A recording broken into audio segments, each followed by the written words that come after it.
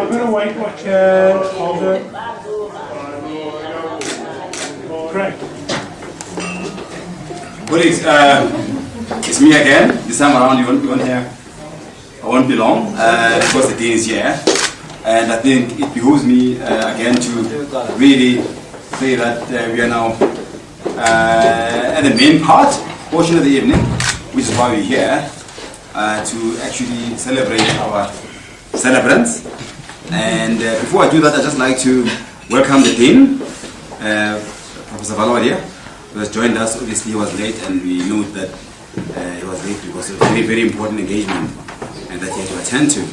And just before the Dean Valodia speaks, I'd like again to ask our distinguished Dean, Professor Keller, to say a few words. But just before he does that, again, I'd like to, Imran, in your absence, just reiterate the fact that this partnership dates us by eons, light years. Let's speak terms, that's our language. But it is indeed, I feel like I've been here for ages. It does predate us, and I think it's I've had a very early engagement, and an engagement at lunchtime today with both Professor Louis and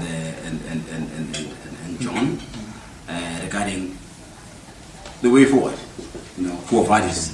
And I think it's clear that the road ahead is replete with many opportunities and a much wider expansion of this collaboration in ways unimaginable, with new dimensions that you all spoke about. So that's what I mentioned earlier, and I think don't be surprised in the future at our executive meeting when we start deliberating in a much more protected way about this collaboration. So it's more than a collaboration, it's a partnership. Thank you. And so I'd like to once again invite the Dean Keller to say a few. Can I start by saying that I've done two kind of awful things tonight. I firstly arrived late and sort of kept you from your supper, I'm sure. And now I'm doing something. There's one thing worse than keeping someone from their supper, and it's keeping someone from their sweets.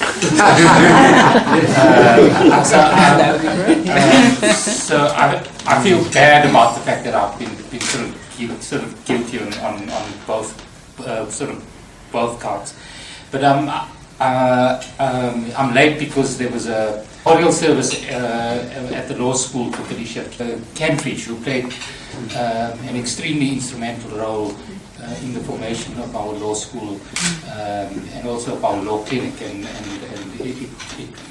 it was just the right thing to do to be there. So I'm quite sure you'll all understand. So I don't think I've kind of ever been in a school before where I'm sort of talking to among members of the audience, or of the people who were here at the founding of the school. To meet Nick, Patrick was here, Thomas was here, and Lou was here as well at the time that the school started. And I think it's a sort of particularly good time for us to be having this event. Because it's a time when the school's charting a new path, and you were part of kind of starting us on this road, and I think we kind of looking to you to help us through the sort of phase of the school's growth. So we, from my side, we really value all of the work that you did to start the school and to sort of get us to this point as we now step onto the next phase. And I think it's kind of particularly a good time for us to be honouring two of the best graduates that you've had, that have sort of come here, that have been part of the school, that have helped it grow, and have been sort of part of the sort of public service revolution in South Africa. So to both the sort of Thomas's, congratulations on this fantastic award.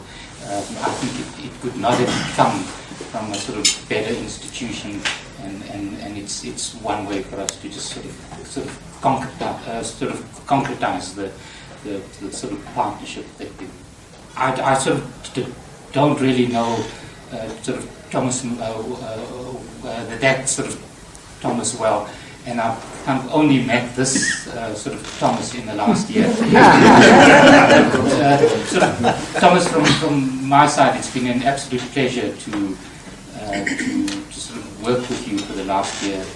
I first really engaged with you when I had to talk to you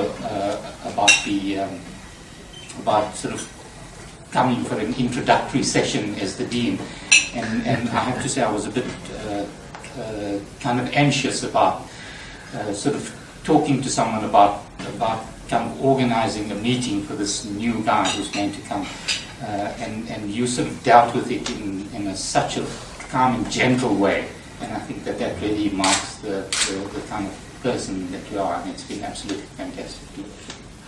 So I think I'll stop there and pass on to the dean on that side.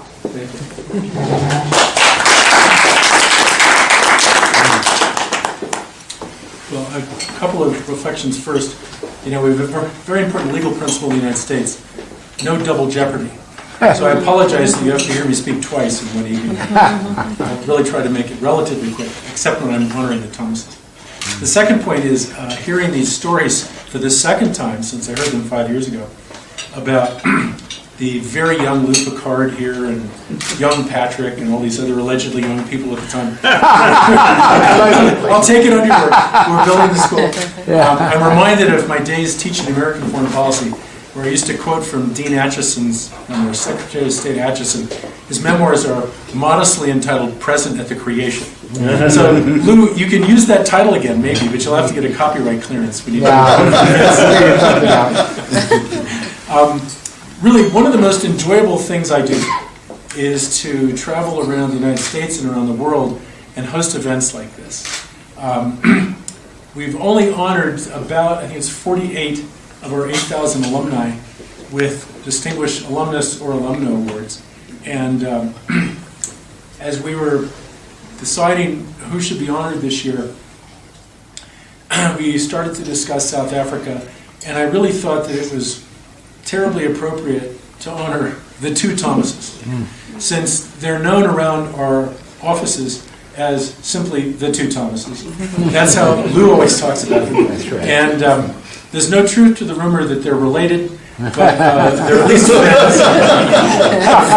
They're friends, and I told them, and I told Florence when I met her, I was deeply suspicious when I realized that they both claimed to have 4 children. And for the longest time, I hadn't met their wives, and all I knew is they claimed to have wives and 4 children. It sounded really impressive, nice family men, but actually to have families up here, it's very impressive. So thank you for being here. It was 2007 when I moved from the University of Washington in Seattle to the University of Pittsburgh, and I arrived in July. Lou, of course, was off somewhere, Lord knows where, probably. Most of my colleagues were here, so I had time to talk to the staff. And at one point, I said to one of the staff, does GISPE have a distinguished alum award? And this is the true answer. She said, you know, we do. Somewhere there's a plaque.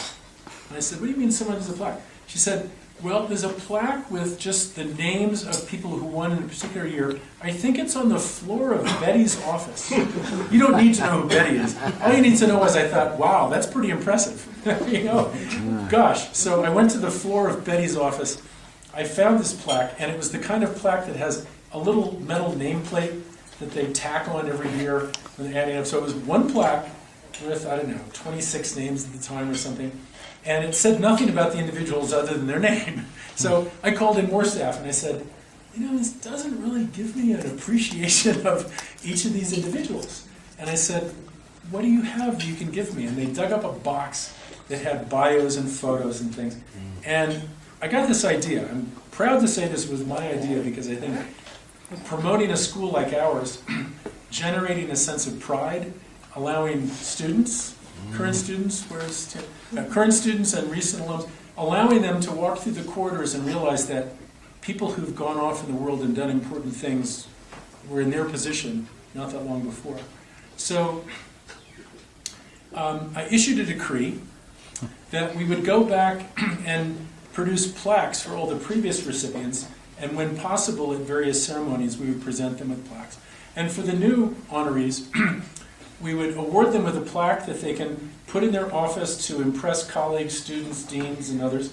And another copy of the plaque goes on the wall of our office in our corridors. So you are literally immortalized at Gispia, and you also get to dumbfound or overwhelm or impress your colleagues who don't have a plaque now.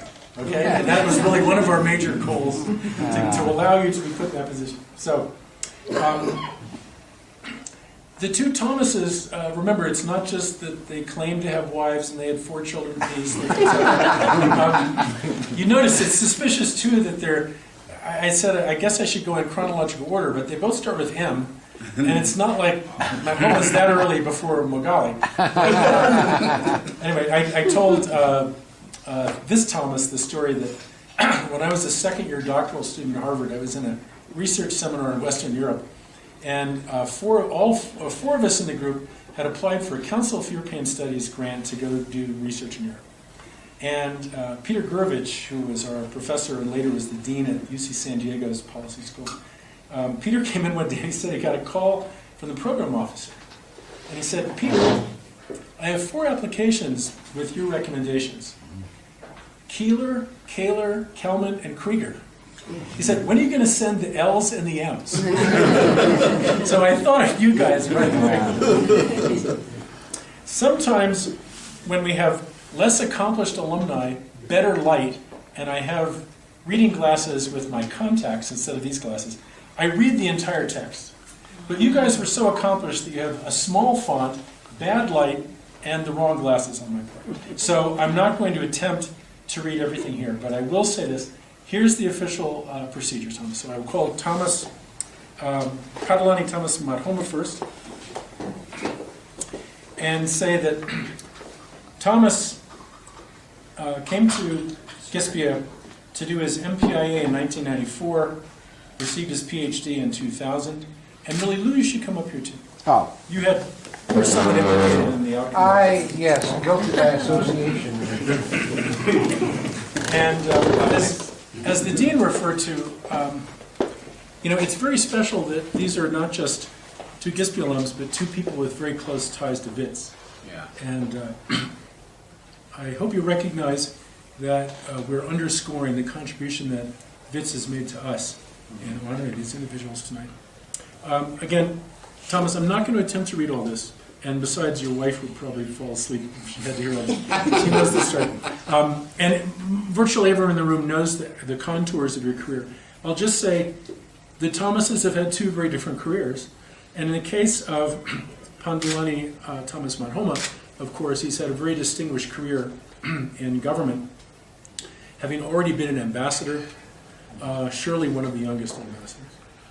And he told us yesterday he's involved in an effort to form an association of former ambassadors in which he must be the youngest person.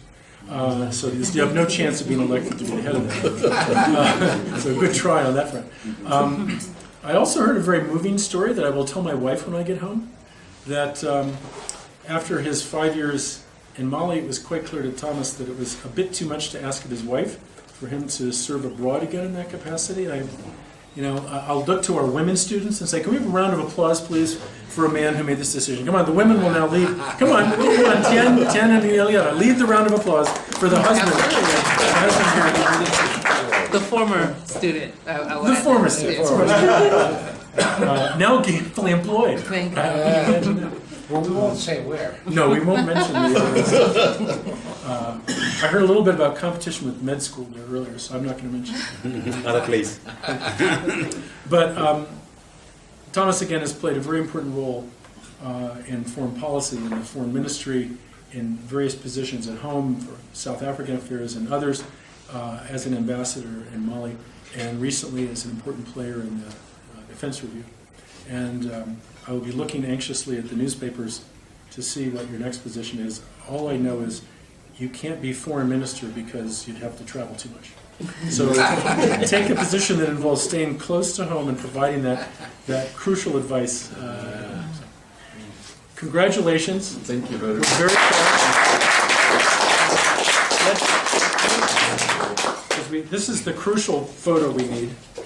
Absolutely. And sure.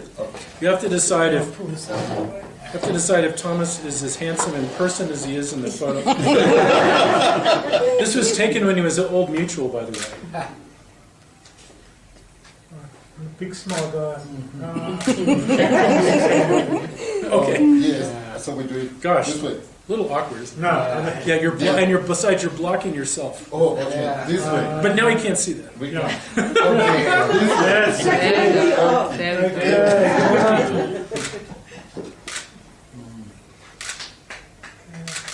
Great. Thank you. Thank you. I'm going to give this to your wife for now. And by tradition, this is your only chance to get up and provide your reflections on your glorious days in Pittsburgh, the remarkable tutelage of Lou Picard, and any other theme you want to go into. Deputy Vice Chancellor, Dean Balodia, Jean Killer, Professor Picard, the first director of the Graduate School of Public and Development Management, Professor Patrick Fitzgerald, the former director of the Vets Business School, Professor Nick Binadell, the founding mother of the Graduate School of Public and Development Management, Professor Anne McLennan, Professors Anthony van Nieuwkerk, Thomas Mukhale, colleagues, I would say all protocol observed. You can see Professor van Nieuwkerk looks tired. we spent the whole day with the minister, literal Minister of International Relations and Cooperation, literally in 2 rooms.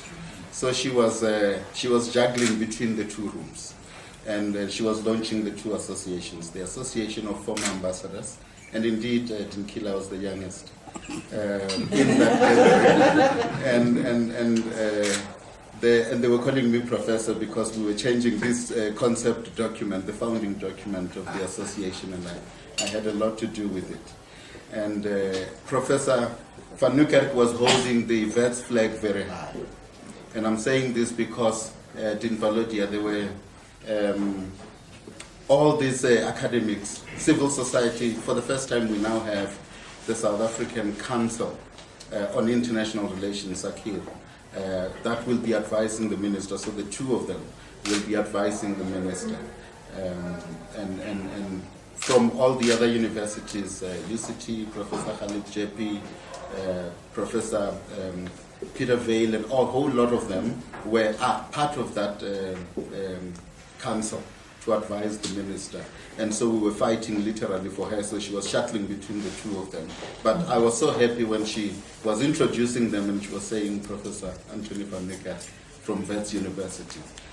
So the flag was held high even today. So thank you very much. I am very humbled. Indeed, Dinkila, you said I have 4 children. And I know Thomas Mukhale's 4 children. But in my case, Anne is my witness. Salim is my witness. The other child was born at PNDN, literally. the one who wants to go to Pittsburgh. Yeah, so Florence was here. They saw her, and that was the time I was going to Pittsburgh, shuttling between Pittsburgh and back at Wits University. And so, little wonder that when it was time for him to go to university, he said, "I'm going to Wits University." And he is now doing his second year, electrical engineering, and he stays next door at Nokendo. So he's a Wits child. I am very humbled and privileged to receive this honor from Dean Killer and Professor Picard. It has been a long journey, I must say it. But you know, when you embark on a journey and you have people to help you along the way, you cannot achieve things on your own. And I want to recount this. When I first went to Pittsburgh, I just won the Fulbright scholarship, went to Pittsburgh, didn't know anybody when I got there. So I went to the international students office, and there was a lady called Linda Gentile. And so she's the one who said, go to you in Gispia. She was looking for a South African who was there. And then she got the name of Thomas Mohale, gave me the number, and I had to call. And you know, I don't know what, but she also gave me the name of Professor Picard. So I called Thomas, and I was staying in the dorm. They put us in the dorm in there. So I called Thomas, and there was a relationship started. And of course, the first thing is I introduced myself as Thomas.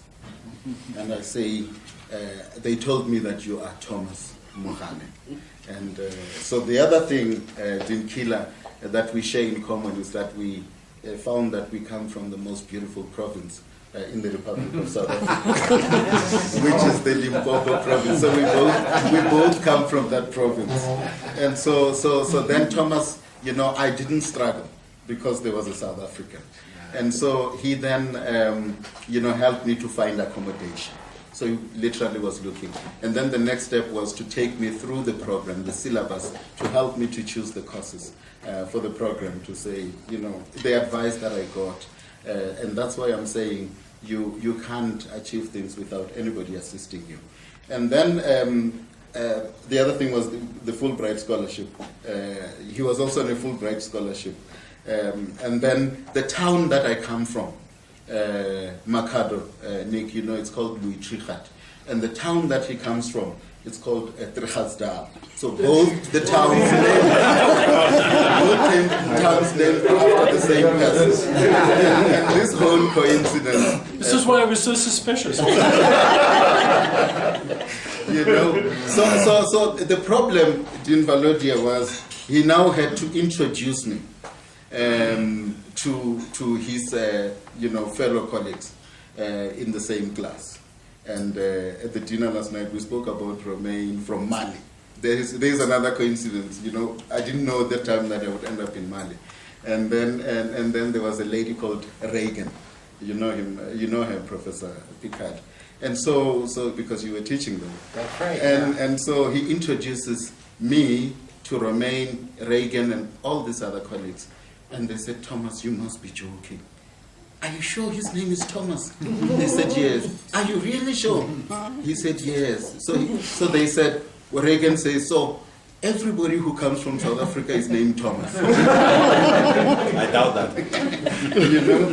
So I didn't struggle in that respect. And then, of course, I when I finished the program, I was on the master's program, the MPIA program, Fulbright for that program. And Thomas was on the PhD program. And so I worked very hard. And in the wisdom of Professor Picard and Professor Stanland and Richard Netley, they said, "No, you can't live with just an MPIA. We want you to start, to continue with the PhD." And so, unbeknownst to me, they organized the tuition waivers for me to study in Pittsburgh, to pay for the tuition. But I had to come with the other money, and I didn't have a cent.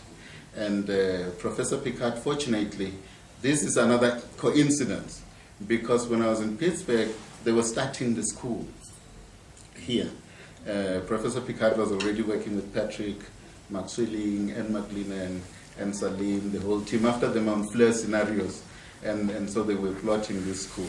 And so when Bobby Mtown said he didn't have to send a CV for his job, and I reflected and I said I didn't even have to send a CV for my job at PNTM because of the colleagues that were here and the partnership that was being formed at the time.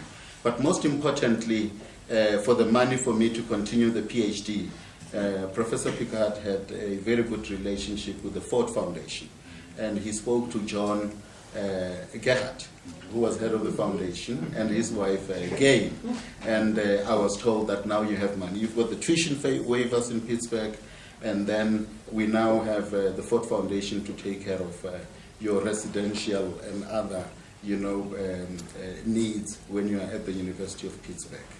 And at the time, I had already brought my wife here, because I said, that migrant labor system had ended. I needed her. She was teaching now in Venda, and I brought her here to come and study. And she was willing to become a student again after having completed her degree, the BA in UED from the University of Venda. So she agreed to come, became a student, and they are the people who taught her.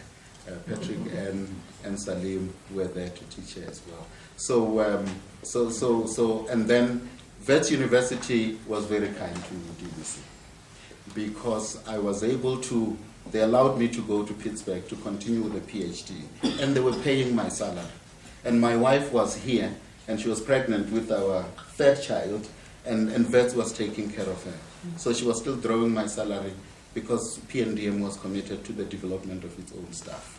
And so I was able to go to Pittsburgh and teach, do a semester there, come back and teach, go back for a semester until I completed my PhD. So the partnership, as you were saying, DVC, it starts a long way. It predates, it comes a very long way. This is how far they have been willing to come in the form of supporting this relationship. And so without taking much time, I wanted to say that the one important thing is that every time, even when I had left Pittsburgh, well, not Pittsburgh, but Wits, every time you come back here, they welcome you with open arms, and all of them. So that's why I'm saying every time when you come back here, the colleagues, the new ones and the old ones, it's all with open arms. And I think it's because of this. But I need also to say that part of the stay in Pittsburgh, there was a time when Professor Picard and Pauline said to me, you don't have to stay in an apartment. We have a condo that you can stay in. So I stayed in the condo. Florence came with the kids. We were there staying in the condo just because of the help and the extended tools that they had. And then I realized that it's not just academic development, but it's the building of relationships here for them to be committed to accommodate us. And then, of course, there was a time when I was now back to defend my PhD, finishing the write-up and defending the PhD. I was now staying with them in Squirrel Hill. So in that house in Squirrel Hill, we were staying there. And so, and so finally, when Lena came to visit in Pittsburgh as well, it was so nice, and clicking with Florence and the building of the relationship. But the trajectory that has taken us, and Nick, we used to teach together, but he was on the business school, I was on this side. And when we were working on the defense review, he was very helpful. He was the person that we also drew on him on military strategy. And so I'm just saying the tradition that Thomas has started. And everywhere, when I came back, Thomas was already employed by PNDM. And so everywhere, Thomas was always, that's why I was saying when they were asking me who's going to speak first, I said he's my older brother. And everywhere he's been opening the doors. I found him there. I found him here, and everywhere. So thank you so much. But I want to say thank you to to all of us in here, but particularly also the fellow Pittsburghers, those of the colleagues, Johnny, Salim, Kennedy. Thomas, I also had to mentor, the way you mentored me, fortunately Kennedy came, and I also mentored him. So the first thing when he came, I said, I am Thomas, the third president of the United States, and you are John F. Kennedy, the 34th president of the United States. So I'm going to guide you because there are 33 presidents at the gap between the two of us. So thanks a lot. Horatio was one of is now a doctor and part of the staff here, but he was part of the team that came from Mozambique. Part of the team that we trained when he came here, and it's good to see him as part of the staff. So Jean, Johnny, Kennedy, am I forgetting any other Pittsburghers here? And you know, Wotela, the team. Where's Ellen? She's also gone now. So all of us, Bongi, the team. So thank you very much to everybody. I really enjoy. I cherish this relationship.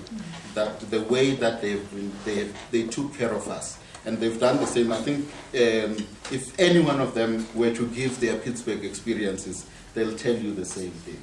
It's mine and Thomas, just a snippet of the relationship. So Dean, please tell them when you get back that we really appreciate. And I was happy when I heard the DVC saying that this partnership will continue to grow it. And you can see the role that this young school has been playing.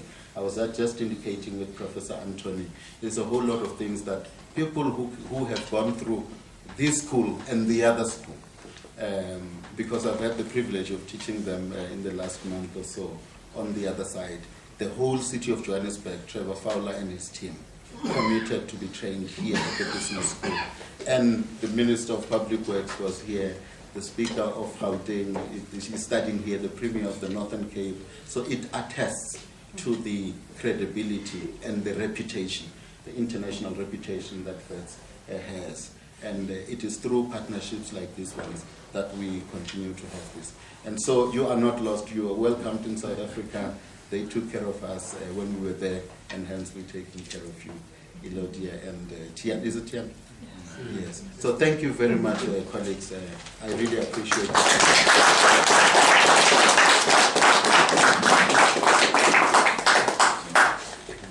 That's the first speech by an alum that's ever been given where you didn't mention the Pittsburgh Steelers. So it's admirable restraint. I actually prefer baseball. We don't have to talk about it. However, I am required to say that, remember, the Steelers have still won more Super Bowls than any other National Football League team. So, again, it's in my instructions from the provost. One other point, full disclosure, I realized I should acknowledge that both my son and I have the middle name Thomas. But that didn't play any role in my selection. My middle name is wrong. Is that right? That's it. Can I ask Thomas number 2 to come?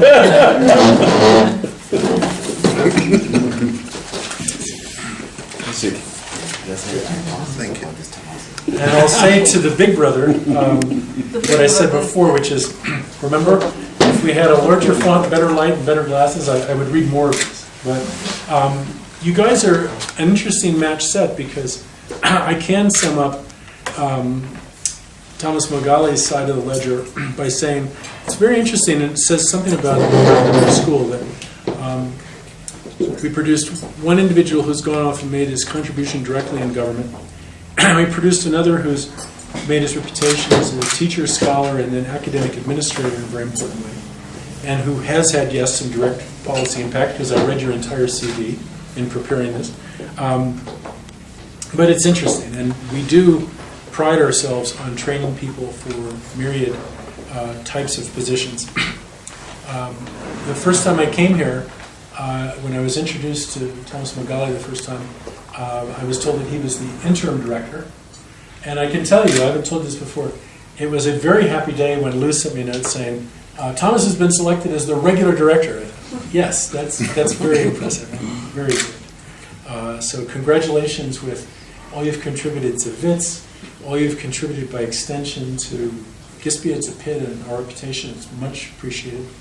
And I can say that Alina, too, I know has played the role of the supportive wife, and I'm guessing you've probably been away from home too many times. Deans and even the Vice Chancellor's office, I'm sure, have had really important meetings that you had to go to and missed events with the children and such. So I always try to say we do understand that too. And my wife did require me to say it, but I would have said it anyway. Anyway, so Thomas, let's do our formal presentation, and then I am a little worried because you know she has a written speech. So you never know just how long a written speech is. I made Blue buy the plaque. That was seriously. Okay, big smile, guys. Okay. One more. Right, and now we have to do that handshake that's awkward with the plaque somewhere in the Okay. One more. Right. And I can make minutes to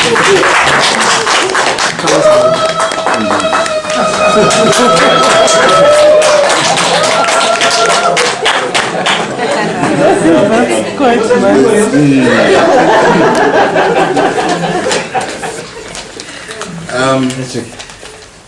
Yeah, that's quite overwhelming, and it's a good thing that I had the younger Thomas start first, because he said most of the things that I would have said.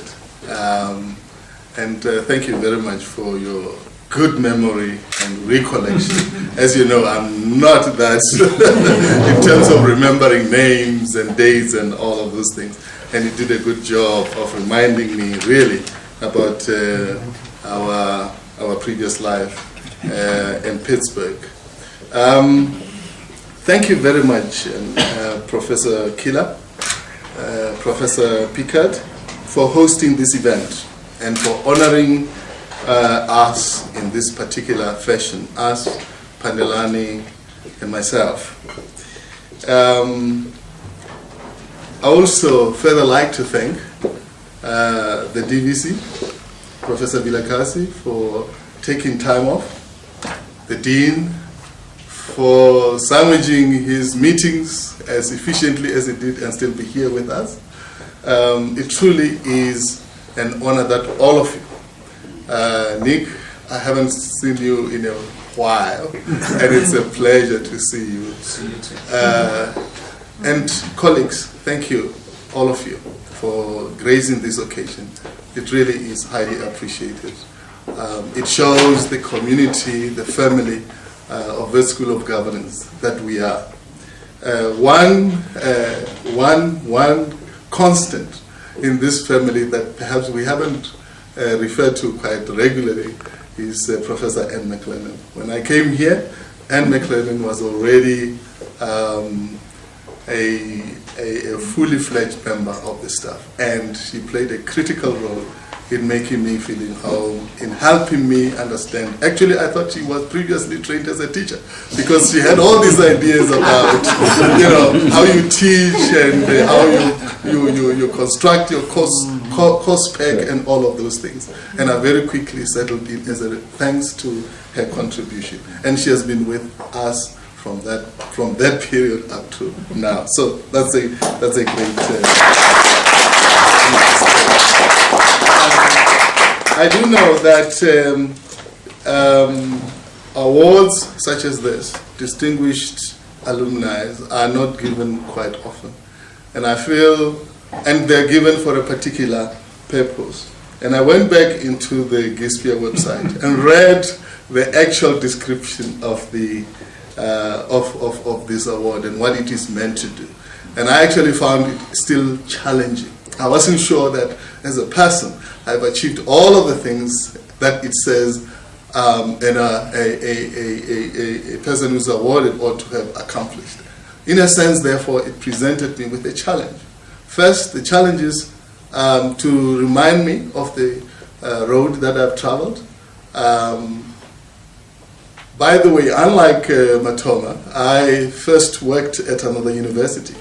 And when I got the scholarship from Fulbright, the intention was to go abroad and further my studies and come back to that university and plow back to that university, because it is a university that in the South African jargon is called one of the previously disadvantaged. At the time when I went to the administration to apply and request that I be released to study, I was not given an answer. It was only 2 months after I had left. Patrick says, that was your first and last act of being rebellious.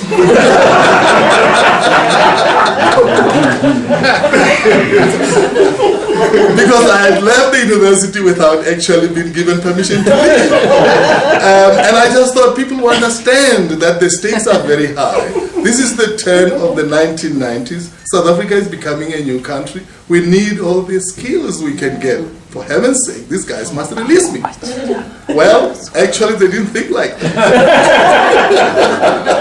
So I was in Pittsburgh, fast asleep, and then I get this phone call from one of the administrators. Thomas, where are you?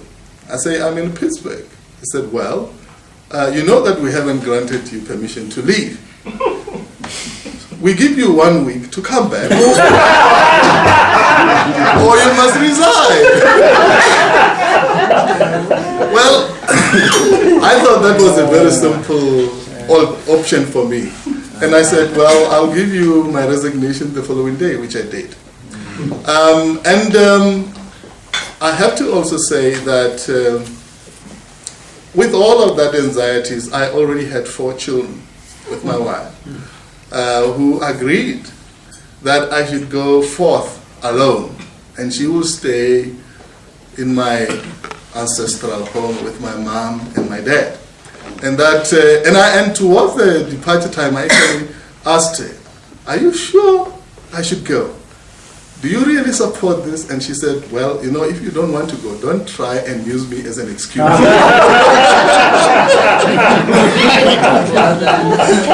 And so, you know, I didn't want to disappoint, and so I took that. And so they said, "Resign," and I said, "No, thanks, I'm not going to resign. This is a lifetime opportunity. It may never come again." And yes, I arrived at Pittsburgh. It was winter's month of January, because I couldn't leave in September. I was still negotiating to get released, but by December it became clear that these guys were not going to release me. And so I left in December, arrived in the real middle of the winter. Yes. I hadn't seen snow like that before, and I had felt as cold as when I arrived, which raised all other questions, whether was this actually the right decision. And thanks to Lou Picard, who I had met before, he hosted me at least for the period that I was still looking for my own accommodation, and I ultimately got a place to stay. And it is also difficult at the time, because you get in mid-term almost, because all the new students started in September, and you are among the first who are coming in, and you're still trying to find where the library is, where the computer lab is, and those kind of things. And but the support system was fantastic. Lou had a network of friends who supported me, who gave me a sense of belonging. And 3 years, 4 years, actually didn't look that long. And then I had to collect my data. I'd finished my coursework, done my comps, came back, and I was given this option, "Where are you going?" And Lou said, "Well, one of the places you might want to think of is going to a new school, which is at Wits. And that's the place where they probably will provide you with some accommodation." And we quickly got in touch. And thanks to PNDM at that time, they gave me a little office down the corridor. And I sat there, did my data collection. At the end of my data collection, as I was graciously thanking them and telling them that I was leaving, the question was popped by Mark Swilling. He says, when you're coming back?" I said, "I don't know. I have lost my job at Teflo." So I don't know. They said, "Well, wouldn't you be interested?" in joining us? I said, of course, I would be very interested to join you. And a quick interview session was arranged, and I was interviewed, I do remember, by Mark Hawken, Mark Swilling, Patrick Fitzgerald, I can't remember the other two people. And after that they said, we think you should come and join us. And I left for Pittsburgh, finished the write-up, and came back and joined that School of Governance, or PNDM as it was then called, 1st September 1995. And I basically relocated my family, my children, but my wife remained up in the north. And we have raised our children pretty much like that, 4 boys. And during that period that I have been in PNDM, I never lost contact with Lou Picard. Whenever he came, he always made a point that we meet, we share ideas about what to do. The research area, the new material, books that were being published that I could use in my class. And occasionally I would invite him to teach some of my classes. Even as other colleagues were going back and forth, Lou always made sure that we maintain some kind of a relationship. And indeed, it was, I think it was in 2011 when I went back for the first time to Pittsburgh. This time to present a paper in a conference. And I really just felt like it was yesterday. So I'm quite humbled by this award that Gispia has honored, has bestowed on us, Pandelani and myself. It gives me a challenge as an academic to do exactly what my predecessors have done to the students that come under my wing. To mentor them, to support them, to uphold, to give them a sense of standards. I know that sometimes in the school I'm considered to be a bit tough, but it's also part of what I learned while I was in Pittsburgh. Despite the fact that I was in Pittsburgh, ultimately when I did my research, I was supervised by another professor, Professor Beauregard. And I think I learned a lot from Professor Beauregard, especially when it comes to critical thinking, use of evidence in presenting an argument. And to date, that's still the mantra that I use when I assess my students' assignments, my students' research reports. And I think it complements some of the things that my colleagues are doing in casework and in other quantitative type research methodologies. So I'd like to also thank Vet School of Governance for giving me the platform over these years to ply my trade of teaching, of researching, and supervision. This has been a great school for me, and I will forever feel indebted to it. My children have gone through Vets University, and Professor Vilagazi was reminding me about some of the benefits of having your kids going through Vets. And when I look at them now, I really feel that it is thanks, not just because of Lena and myself, but thanks to Vets, that they are where they are and why they do the things that they do. Although, I'd like to almost come to the end by saying, although this might sound a bit trite and hackneyed, it is nevertheless true that whatever achievements I have made or may have attained, I owe in considerable measure to my wife, Lena, here with us today. Everything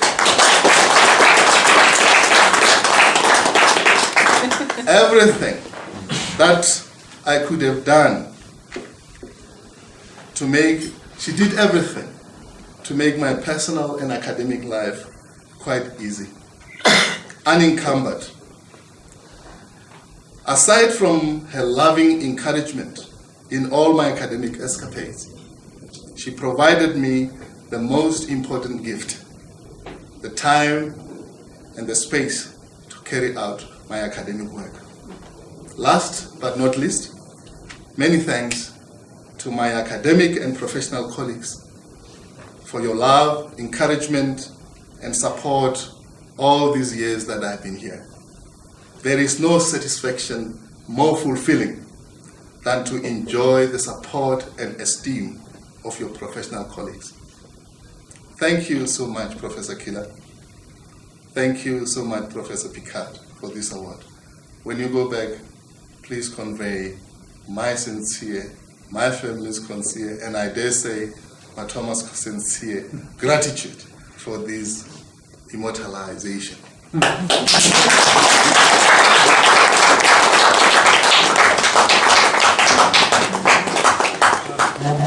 There's one thing that made our relationship possible that we haven't acknowledged yet, and that's the British Empire.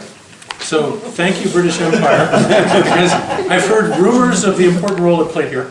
And I'm guessing that many of you will not know this story, so I promise to give you the 1-minute version.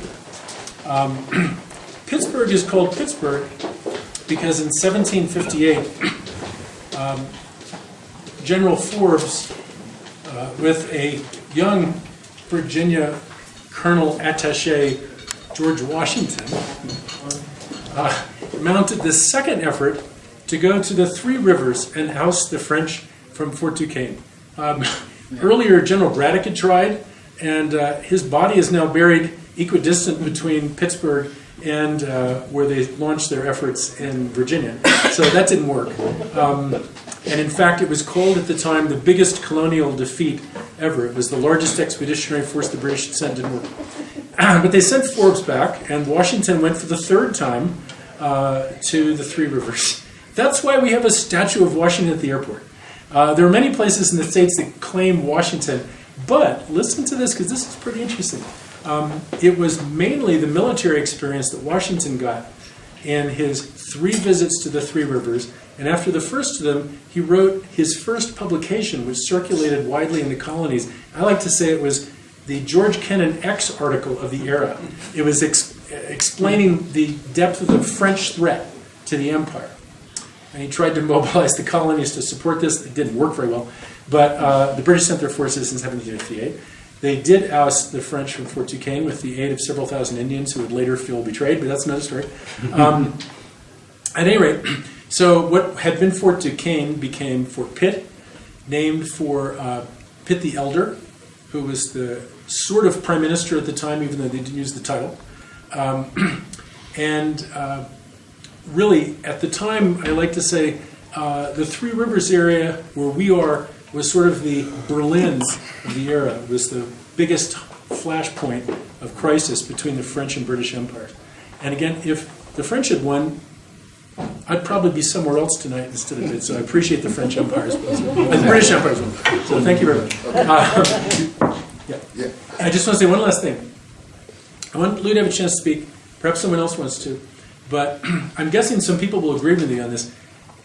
In my 2 trips to South Africa, certainly the most entertaining and provocative individual I've gotten to listen to over several meals is Patrick. And Patrick, I'm guessing you would have some reflections for us. Thank you. Unaccustomed as I am to public speaking.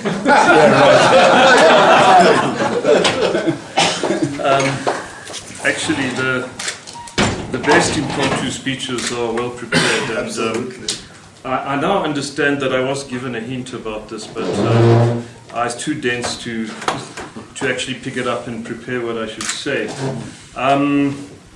I don't think, despite the sort of media that I should be provocative. I'm not in a particularly provocative mood.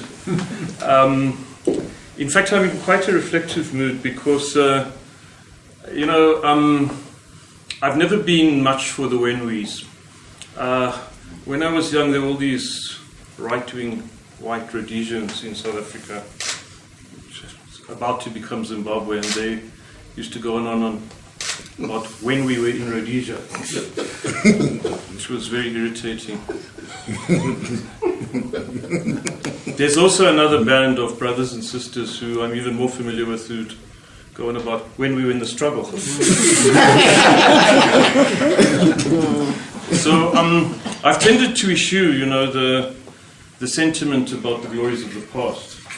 And I've tended to sort of militantly focus on the future, the tasks ahead, the challenges that the school still faces in regard to building capacity, good governance,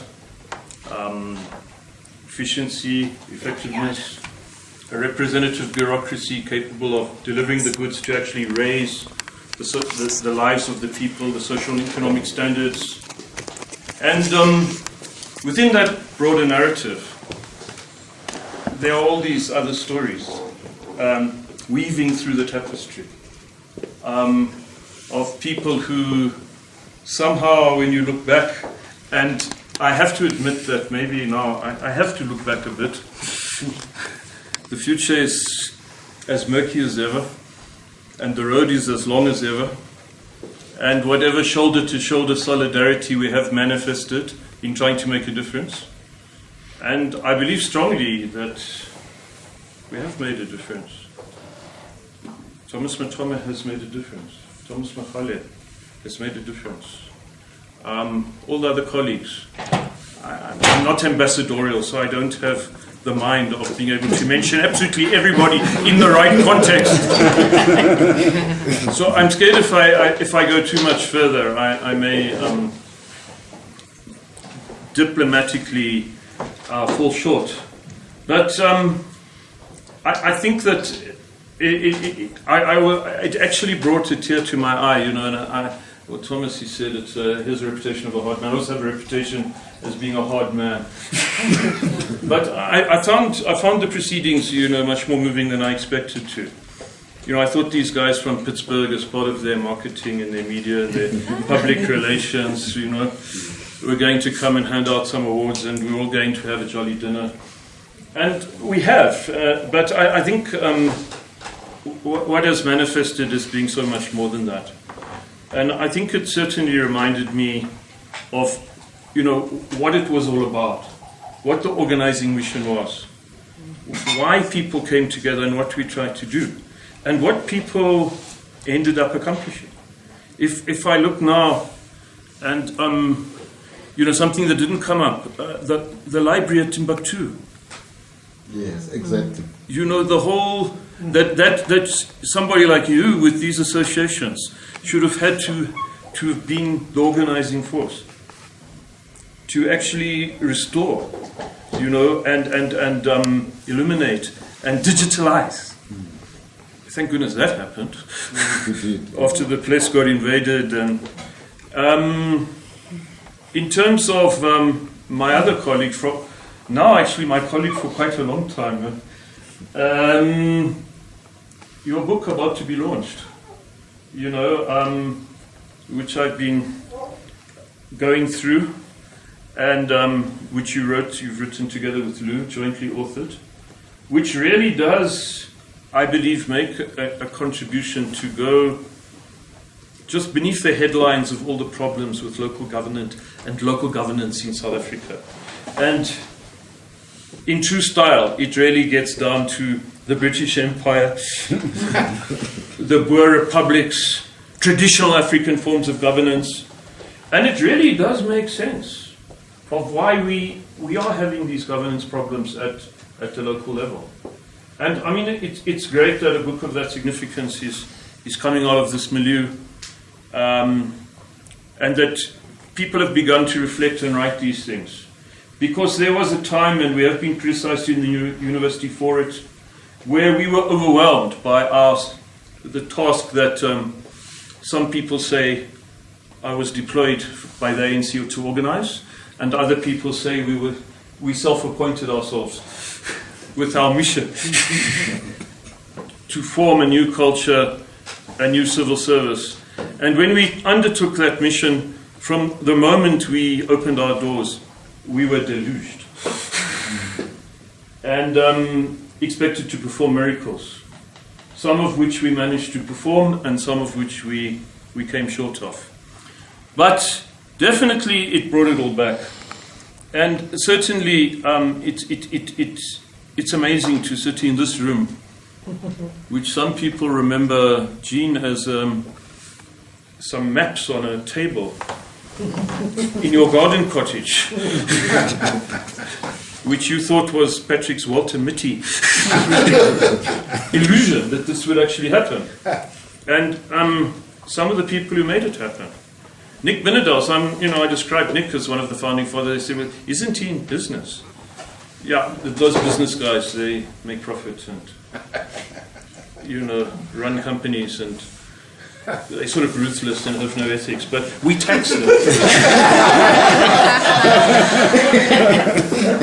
So we take those tax and we try to do good things, and we also waste a lot of it, and some of it is corruptly used and so on. And, those are some of the challenges that we're still facing. But when I came back and I was walking around with a luggable Apple laptop and a little document on how there should be this new school to deal with the post-apartheid public service. And I ran into Nick, who somehow made it happen. I didn't think when I came back that I would be given a year's contract as a research fellow at a business school, and being told, well, you've got a year to prove, is this thing viable? And I tell you, I knew nothing about the politics of it, and Nick protected me from that. I don't know what he did, but he just focused me on this mission. And it happened. And Nick, it's wonderful that you're here. And without you, the school would never have happened. Then I remember the three wise men. I always called them the three wise men, or the three gurus. That was Barry Munslow from the University of Liverpool, which is my other alma mater, aside from Wits. And mine. Yeah, and yes, we both politics graduates, and not teachers after all. Vasant Muhrarea from the Indian Public Service, but via the ISS at Den Haag, and Lou Picard. And these three great scholars, great teachers, gurus of our genre, of our discipline. There was always one or other of them, it seemed to me, during those tough years, those early years when we were trying to start the school. And I have images of them that are just amazing. I remember Vasant Muharia finding me, when we were still across the other building, collapsed on my desk saying, I've got to go in and teach. We used to teach during the day, the one class. We used to teach again from 5:30 to 9. And I said, I'm just too exhausted. And Vasant said, well, what were you going to teach? And I said, I was going to teach this. He said, fine, I'll do it. And he we still used transparencies in those days. He said, what were you going to teach? He started to write on the transparencies, a terrible handwriting. Went in and taught for the first hour, after which I was recovered enough to come and assist him. Barry Munslow, very much the same. Lou Picard, in that same building, came to assist us and eventually mobilized funding for the exchange and for what Anne was reminiscing about, where we would get course packs through DHL, done by a team at Pittsburgh. With no copyright approval. No. It was still revolutionary day. No bourgeois intellectual. We desperately tried to read them before we actually to teach them to the class. Those classes, very distinguished people. Those early classes were released political prisoners, people from the UDF, the trade unions, the Master Democratic Strike, and returned exiles. A lot of them went on to do all kinds of stuff. And we were, trying to deprogram them after some of us had been training them in Marxist Leninism and broad fronts. And now we had to actually say, well, that was fine, but now we're sort of about to win. We're going to have a constitution very shortly. We actually have to run a government. what is to be done is a great document, but this is not a matter of how many steps forward and how many steps backwards. We're going to have to take thousands of steps forward. And I remember Lou sitting in our makeshift computer lab, and it's hard to imagine this, but most of our students who had arrived were not computer literate. I mean, that's not that long ago. This would have been 93, perhaps 92. Yeah. Just before you moved. And there's the eminent Professor Picard, sitting there with the students, patiently saying, this is how you push this button, the computer turns on, wait for it to boot up. Yes, move the mouse, don't worry, you can't break anything, move it. Double click. Double click, yeah. I mean, this was really the kind of shoulder-to-shoulder solidarity we had, and the spirit of this. And we had, of course, the people who came and became cadres of the school, like my colleague Thomas Mukhali, who has really served and served and served. And we had the sort of high flyers, like the Thomas Matomas, who flew in and participated and then went on to greater things. But he's right. He's never really left. And he's teaching for us now. Weren't you training the politicians? Yeah. And that's a difficult bunch. Including the MMC of Yeah, who better to do it than you? Except for Salim, of course. Exactly. It makes it very clear to them from the word go. They won't take any nonsense. Kennedy, I don't know, he seems to charm them.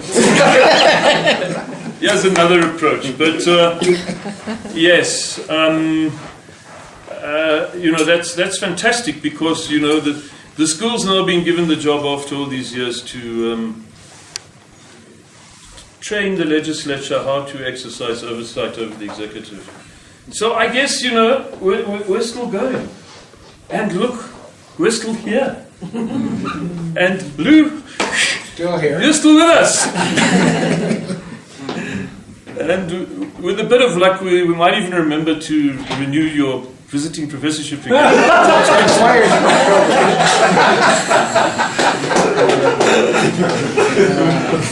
I think from time to time it lapses, and we actually think you're fully employed here. But the trouble with the university is, although it's an African institution, we don't have the post of permanent visiting professor for life.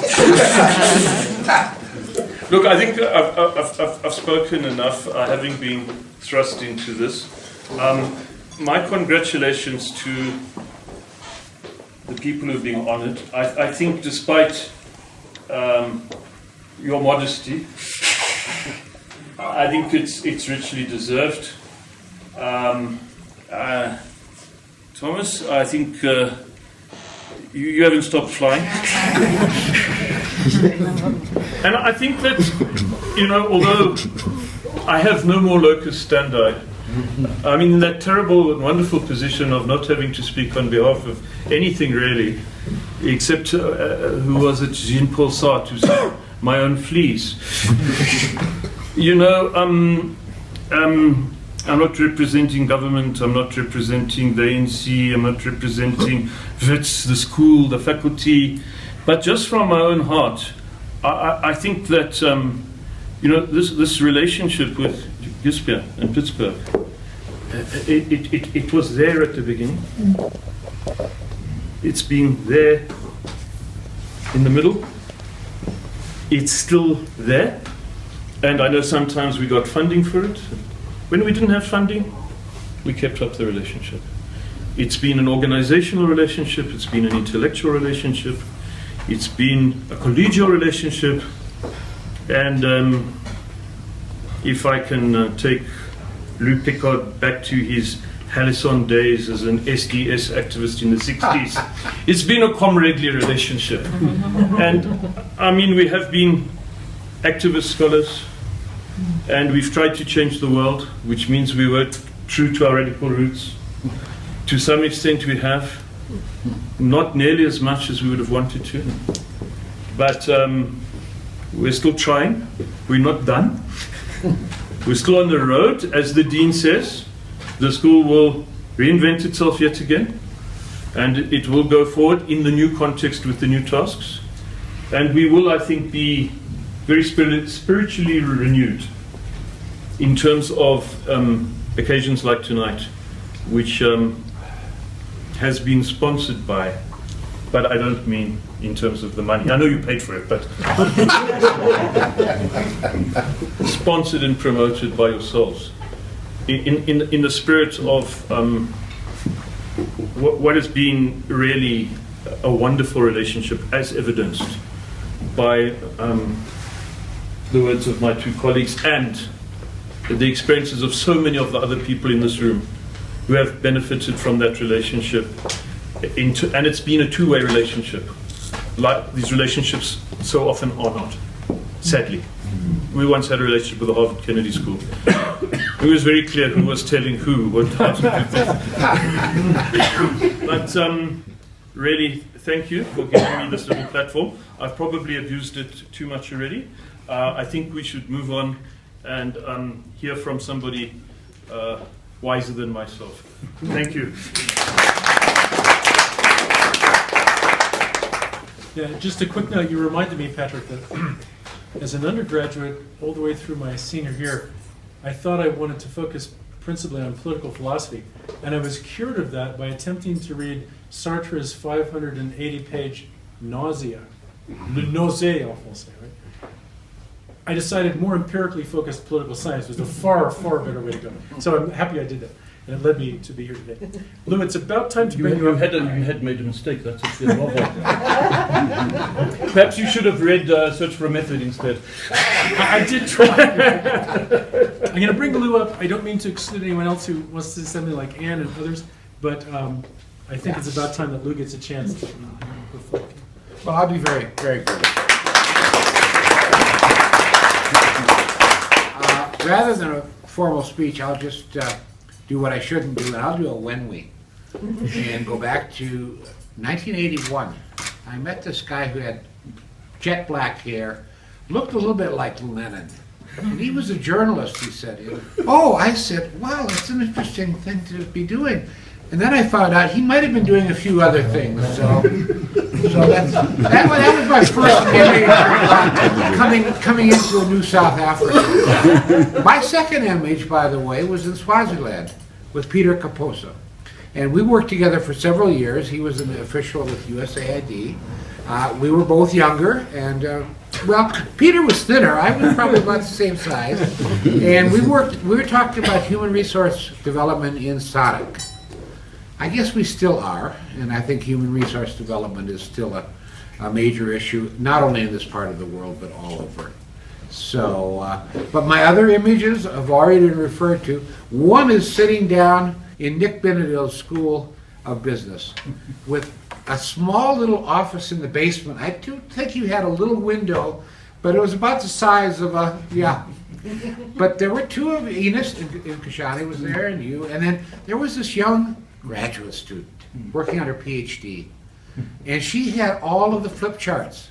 Must have been 17 of them around this small office. And I talked to Patrick, what are you doing in a business school? You know, you don't even believe in business, right? What the hell did I say? Nick doesn't believe in business either, but he does practice what he doesn't believe in. And Nick, you are the unspoken hero of the story in terms of this school, the business school. Oh, and there's that other place. Somewhere north of here. And so my congratulations to you on that. Yeah. So, and then I met some others. I met Jean de la Harpe. Jean was trying to work on a master's degree. And, I said, Jean, why don't you come over to Pittsburgh for a year? And bring Salim Latib with you. Well, it wasn't quite that way. Salim had a Momberg Fellowship. Jean had a Heinz Fellowship. Jean finished her master's degree in record time a wonderful degree. It should have been a PhD, by the way, but I told you that at the time, and it's still true. Working on issues of environment long before environment was known. Salim continued to develop philosophy. Philosophy of public administration, philosophy of education, and in general, just philosophy of life. And so, but Salim was my first student at the first 1991 or 2, whenever the first, he was a young man by then, still is, by the way. He was the very top student in this class. So that's an image. And I will say and then I do remember a whole group of people beginning to come over after Gene and Salim. Kennedy coming over. We had a whole series of people coming over on the so-called TELP program, Tertiary Education's Linkages program, which was, by the way, targeted at disadvantaged universities. Now, unfortunately or fortunately, several of them, such as Johnny, are now here. I don't know how that happened, but we'll not go too far there. Johnny finished his PhD sitting at in Pasvar Hall. So I thank you for coming. I'm glad you're here. I still have a very soft spot for what used to be called the University of the North, because I discovered there was a guy up there who I'd met before. He was the emergency rector. I don't know what you call him when they send in the fire alarm system afterwards to try to rescue it. And so we worked together, Patrick and I and a couple of my colleagues from Pitt, trying to figure out what to do with the University of the North. And that was a great project. That was a wonderful project, thinking about restructuring a school which had very difficult birthing, middle, transition pains. And continuing to come here, and of course our 2 honorees coming to Pittsburgh. My thanks, by the way, especially to someone who's no longer with us, who contributed so much to this situation where we're in today in terms of the transition, John Gerhardt, who started in New York in the mid-'80s or before, came all the way through the transition, unfortunately died too young as the rector of the American University in Cairo. But he was a major player. And Dick Fainall, my old colleague from NASPA, who was the education officer at Ford Foundation. So both of them I knew well. John and I worked in Botswana back in the, he was in the Ministry of Agriculture in the early 80s. So the images go on, and I'll just mention 1 or 2 more. The images of colleagues who are here now, and in particular, some of the younger people who have been coming over. And I would like to introduce Eliada, who's here. Eliada is our PhD student from the University of Pittsburgh Graduate School of Public and International Affairs from 2010. I will say it now. She is a senior lecturer at the business school at the University of Cape Town. And I congratulate her. She's doing wonderful things. And I would also like to say that we're still working. Tien arrived 2 days ago after passing my PhD development theory class as a first-year master's student. She's from Beijing, and she is here coming in from Beijing via Pittsburgh. And I pointed out to her as we came in from the airport, you know, and she said, all those buildings are in Chinese. I said, oh yeah. You study that and figure it out for us. She's very interested in China and Africa. So, with that, I know I've missed a few people. I look around the room, and I would say also one other thing in terms of my former colleague, David Gould, who we were about to embark on this adventure down here in the late 80s, when David tragically died he was on Pan Am 103. In many ways, I was his successor in terms of our West Africa work, our East Africa work, and we very much wanted to get down here. So we're still thinking about the future, not the past, talking about new adventures, and the wine in the Cape, as I understand, is still pretty good. Yeah. So we did consume a lot of that in the past, and hopefully we will in the future.